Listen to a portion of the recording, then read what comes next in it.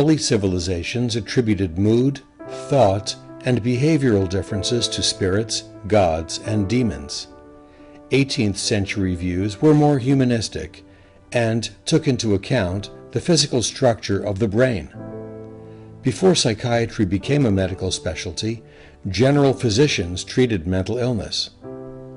The teachings of Dr. Benjamin Rush and of the phrenologists were short on therapeutics, but a turning point in identifying the mentally ill as a group with unique needs. In the beginning of the 19th century, a German physician, Johann Ryle, coined the term psychiatry. Dr. Ryle wrote about the suffering of the insane in asylums and developed treatment methods. He made the observation that suicidal patients who tried to drown themselves but survived often appeared to be temporarily cured. Thus, when patients seemed unresponsive, Dr. Ryle would dunk them under water or try to revive them by dripping hot wax on their hands or placing mice on their skin. Dr. Ryle believed that in addition to nervous system dysfunction, advances in civilization contributed to madness. Moral treatment was an approach to mental illness based on humane psychological and social care, with pleasant and routine environments coupled with moral discipline. This treatment model had existed in ancient cultures, but faded. In 19th century Europe, moral treatment resurfaced in England under non-medical Quakers, and in France and Italy under physicians Pinel and Chirurgi. The York Retreat in England used primitive affective conditioning to achieve cures. Debates existed over whether the cures were medical or spiritual. In either case, less harm came to patients. Meanwhile, in the United States, it became apparent that the asylum itself could be therapeutic. In America, Dr. Benjamin Rush at Pennsylvania Hospital developed humane approaches to treatment, employing sensitive and intelligent attendants to work closely with patients. The attendants regularly read and talked to patients and took them on walks. He also encouraged doctors to give small therapeutic gifts to their patients. Like other doctors of that era, however, Rush's treatments included bloodletting, purging, hot and cold baths, mercury, strapping patients to spinning boards, and tranquilizer chairs. These crude treatments and array of medications did little to improve the lives of persons with mental illness. Despite many such treatments, there was awareness that the brain was the seat of mental illness and that a medical approach to the brain could replace purely spiritual theories. Such was the case with phrenology, an import from Europe which captured the imaginations of Americans and their doctors. Phrenology had several premises. 1. The brain is the seat of the mind. 2. Mental faculties have specific anatomical locations, represented by 37 organs in the brain, controlling characteristics such as destructiveness, cautiousness, reverence, language, hope, time, self-esteem, and marvelousness. 3. The strength of each organ can be measured by its size. 4. The relative size of the organs is appreciable on the surface of the cranium. 5. It is possible to strengthen or weaken an organ through exercise or disuse. And 6. Injury to an organ will have corresponding clinical sequelae. Though a flawed science that gave way to faddism, phrenology, one could say, was the midwife to modern psychiatry. It was the first time mental illnesses were linked to derangements of brain, and, just as important, to the possibility of change. Some of the early asylum superintendents, especially Amariah Brigham, were partial to phrenology. Indeed, Brigham, in the first volume of the American Journal of Insanity, praised the science. Brigham met phrenology's great promoter, Spurzheim, during his American tour and edited books by phrenologists. His influence flourished as editor of the journal, especially since he wrote many of the articles himself. Brigham, however, wrote to colleague Pliny Earle that he was not confident that the organs can be ascertained by external examination. In rural areas, families tended to their own members who had mental illness. As industrialization took hold, people moved to cities where the mentally ill roamed the streets. Society began to lock those with mental illness in jails with criminals, or to place them in almshouses with debtors. In 1834, the Boston Almshouse, originally intended to be a workhouse for the able-bodied poor, now contained 134 sick persons, 132 children, 104 school-age, and 28 at nurse, and a distressing 61 persons insane or idiotic. These early almshouses, or poorhouses, were crawling with bugs and rats. Personal safety, food, and sanitation were far below common standards. The purpose of these places was separating the poor and mentally ill from ordinary people, and they received little or no therapy. Some grew into major hospitals, such as the New York City Almshouse becoming Bellevue Hospital. Later, general medical and rarely psychiatric conditions were treated in major public hospitals, such as Bellevue, Philadelphia General, and Charity Hospital in New Orleans. While these hospitals flourished, conditions for the majority of the mentally ill worsened.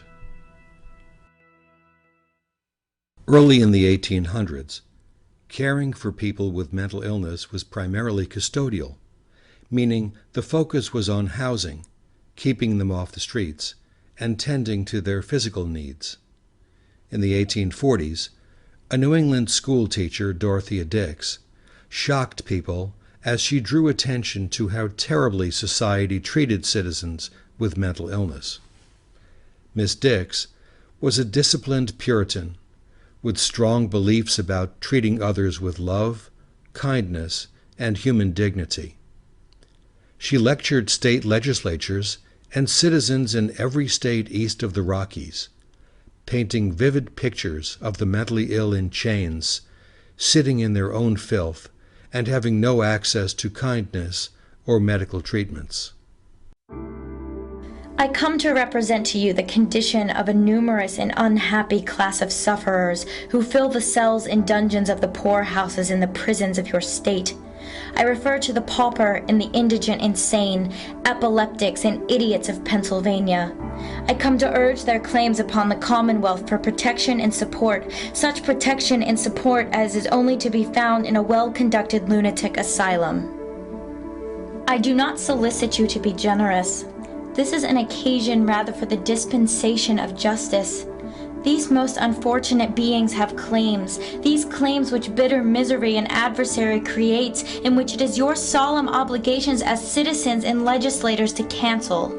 To this end, as the advocate of those who are disqualified by a terrible malady from pleading their own cause, I ask you to provide for the immediate establishment of a state hospital for the insane. Miss Dix won many legislators to her dream of building state hospitals to provide humane treatment for the insane. Her first victory was in Trenton, New Jersey.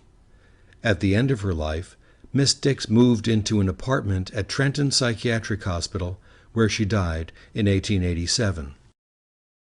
The large psychiatric hospitals became refuges for the poor, while private philanthropic asylums were built as sanctuaries for wealthy patients with mental illness. Such private asylums included the Charlestown Asylum, later to become McLean Hospital in Massachusetts. Sadly, many of the hospitals Miss Dix initiated failed to continue providing humane conditions and treatments. Instead, hospitals fell back into negligence and abuse. Legislators and the public seemed content with an out-of-sight, out-of-mind mentality. Persons with mental illnesses were doomed to longer stays in institutions, most remaining isolated for the remaining days of their lives. Despite this, for thousands of unfortunate people without family support, psychiatric institutions provided housing, protection, and kindness for people with severe mental illness, allowing them to fare better than when they were left on the streets. In 1844, a pocket of optimism emerged when a group of asylum doctors developed the idea that they had more to offer than isolation. This small, exclusive club of 13 men was hosted by Pennsylvania Hospital's Thomas Story Kirkbride. They gathered at the Jones Hotel in Philadelphia to form the Association of Medical Superintendents of American Institutions for the Insane. During the next 80 years, the group expanded, and in 1921 became the American Psychiatric Association. The American Psychiatric Association's logo bears the image of Dr. Benjamin Rush and the year 1844. Dr. Rush was one of the signers of the Declaration of Independence and is considered the first American psychiatrist. Discussion topics among the superintendents in 1844 resemble those in the 20th and 21st centuries: moral, psychological, and medical treatments, restraints, suicide prevention, and the causes and prevention of insanity. Amariah Brigham, superintendent of the New York State Asylum in Utica, published the group's proceedings in the American Journal of Insanity. In 1921, this journal evolved to become the American Journal of Psychiatry. Early in the 19th century, people believed that insanity was a permanent condition. By mid-19th century, they began to believe that insanity could probably be cured, and later proclaimed that insanity was the most curable of medical illnesses. Asylum superintendents began to boast about their high cure rates. They misled the public and legislatures with inflated statistics, reporting the outcomes of patients who were discharged, while ignoring the rates of all patients who were admitted. There are three kinds of lies: lies, damned lies, and statistics. The public showed morbid interest in the investigations conducted about the disastrously recurrent insanity of England's King George III in 1789. By 1827, public attention focused on the opposite expectations: the curability of mental illness. An English physician, Dr. Burroughs, reported a 91% cure rate for insanity in his private asylum. He was soon outdone when an Englishman, Captain Hall, visited the Hartford Retreat and reported a 92% cure rate. These statistics were topped by one of the original APA founders, Dr. William Aul, of the Lunatic Asylum in Columbus, Ohio. He reported a full 100% cure rate, earning him the nickname Dr. Cure-All. Although increasing numbers of patients remained on chronic wards of insanity hospitals, superintendents used their distorted cure reporting to procure monies from state legislatures. Institutions competed with one another for funding to expand. Some of the original 13 founders became caught up in the money-seeking frenzy of inflating cure rates. The pattern began to erode when Esquirol, the successor to Pinel at the Salpêtrière in Paris, demonstrated how to use statistics accurately to measure cure rates. Immediately, American superintendents ridiculed his methods, ignoring that their measures had been vague, contradictory, and lacking precision. Eventually, one of the APA founders, Dr. Pliny Earle, promoted using careful statistical analyses. By 1875, the deceptive exaggerations of cure rates abated, and despair returned to the old idea, as Dr. Earle stated, Once insane, always insane. 19th century asylums were built in the countryside. There was a core building with wings housing 250 patients. Many of these magnificent structures, often called America's castles, were designed by Dr. Kirkbride. Institutional life consisted of a superintendent making daily rounds on patients. Hospitals expanded in size by adding residential cottages around the main building, so patients could live in smaller, more home-like structures. By increasing the numbers of patients, specialized services could be offered, such as music and art therapies, woodworking, and libraries. Patients could work by farming, cooking, or managing hospital shops and kiosks. They could also be placed in specialized cottages based on types of mental illnesses. Throughout the 19th century, many superintendents pushed for less use of mechanical restraints. Although European hospitals had done away with them, some American superintendents rationalized that Americans were so freedom-loving that they rebelled more than Europeans when they were hospitalized, making restraints necessary. Early in the asylum movement, there were complaints of medications being forced on patients. For example, Isaac Hunt wrote an exposé of the treatment received from Dr. Isaac Ray at the Maine Insane Asylum in the 1840s, reporting he was forced to swallow wildfire pills, which caused him to have prolonged and severe chills and tremors. Unfair and often brutal treatment of women in asylums was reported by many historians. In 1860, Elizabeth Packard was committed to the Jacksonville Insane Asylum in Illinois by her husband, a strict Calvinist minister. Mrs. Packard had expressed religious beliefs that conflicted with Reverend Packard's. It was in Bible class that I defended some religious opinions which conflicted with the creed of the Presbyterian Church, which brought upon me the charge of insanity. It was at the invitation of the teacher of that Bible class that I brought forward my views to the consideration of the class. I had not the least suspicion of danger or harm arising in any way uttering some of my honestly cherished opinions.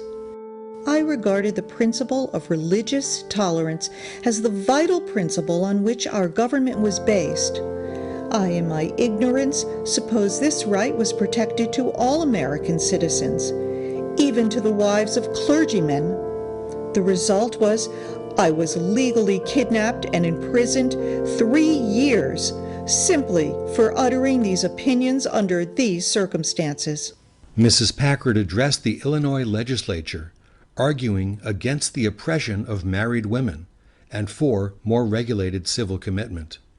Her views were not shared by Dr. Isaac Ray, who considered physicians superior to judges in determining medical facts. In 1838, Dr. Ray published the first American textbook on forensic psychiatry. In A Treatise on the Medical Jurisprudence of Insanity, he compiled the clinical and legal traditions of Europe and set forth standards that have been followed ever since. In 1843, Daniel Macnaghten, a Scot, believing he was shooting the English Prime Minister, fatally shot his secretary. Using Ray's book, Macnaghten's lawyer was able to get an acquittal by reason of insanity. The resulting backlash from the verdict gave rise to the Macnaghten rule, the right-wrong test, widely adopted in America and the prevalent standard of legal insanity in criminal matters. Over the 19th century, psychiatry evolved from a custodial to a biological approach. In 1865, Dr. Wilhelm Griesinger, professor of psychiatry at Berlin's Charité Hospital, established the first psychiatry department dedicated to research and teaching. He believed patients with mental illnesses should be reintegrated into society, proposing short-term hospitalizations combined with community support systems. Although there were physicians in large psychiatric institutions, psychiatry was not being taught in American medical schools for most of the 19th century. Among the first teachers were Doctors Pliny Earle at the Berkshire Medical Institute in 1864 in Pittsfield, Massachusetts, and Isaac Ray at Jefferson Medical College in Philadelphia in 1871. Even so, psychiatry still lagged behind in research and integration into mainstream medicine. In the late 19th century, outpatient psychiatric nerve clinics developed in Philadelphia and Boston. Neurologists, not psychiatrists, led research. They focused on physiological causes of mental illness, rather than on ways environment, thinking, and emotions interact with the brain. Responsibility for psychiatry resided with the superintendents of mostly rural asylums. They were aloof from the medical community, far from centers of academic medicine. Caught up in administration and understaffed, their research output was nil. Pressure to change came from neurologists who functioned outside hospitals in private offices or in academic centers and who were critical of psychiatrists. Dr. Silas Weir Mitchell was well known for helping Civil War soldiers and developing the rest cure for treating neurasthenia in women. Treatment consisted of isolation, confinement to bed, overfeeding, electrical stimulation, and massage.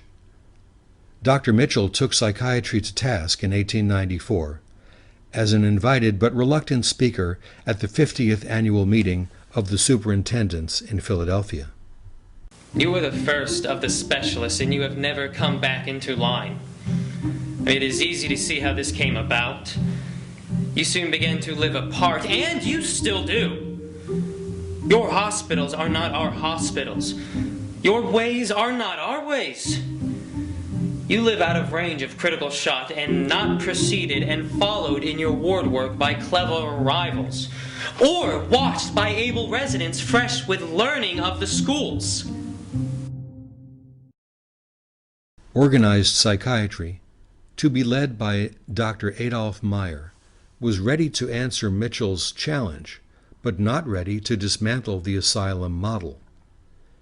In the 1880s, Dr. Mitchell was the physician for Charlotte Perkins Gilman, author of The Yellow Wallpaper.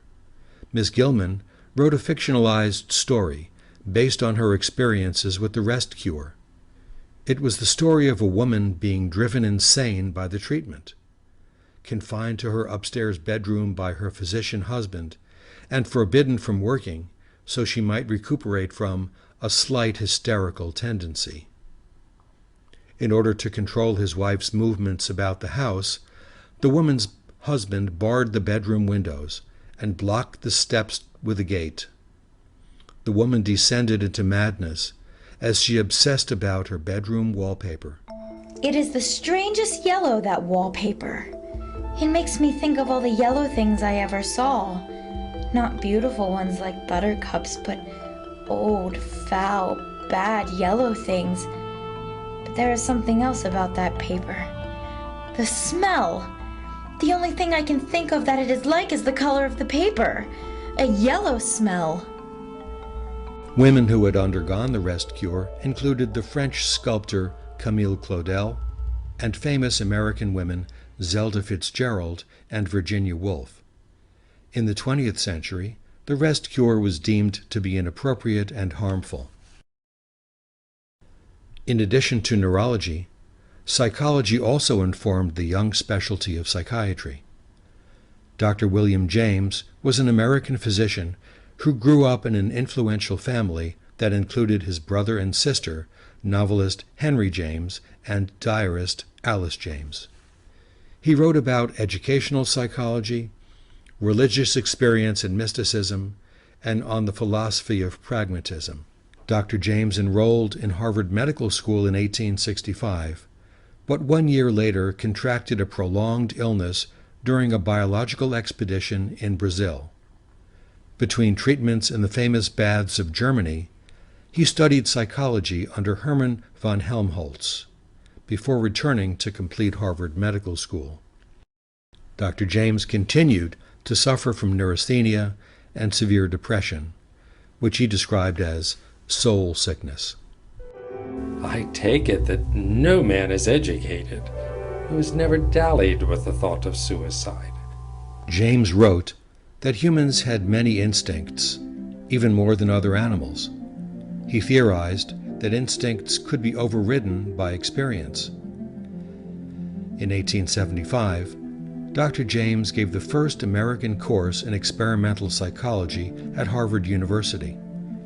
In an article entitled, "What is an Emotion?" he outlined a sequence of events that begin with arousing stimuli affecting either the sympathetic or parasympathetic nervous systems, leading to impassioned feelings, then perceived as conscious emotions.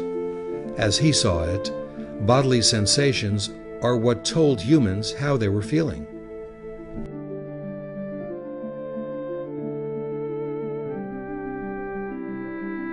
Dr. Sigmund Freud started as a neurologist in Austria, studied and wrote about brain disease, and founded psychoanalysis.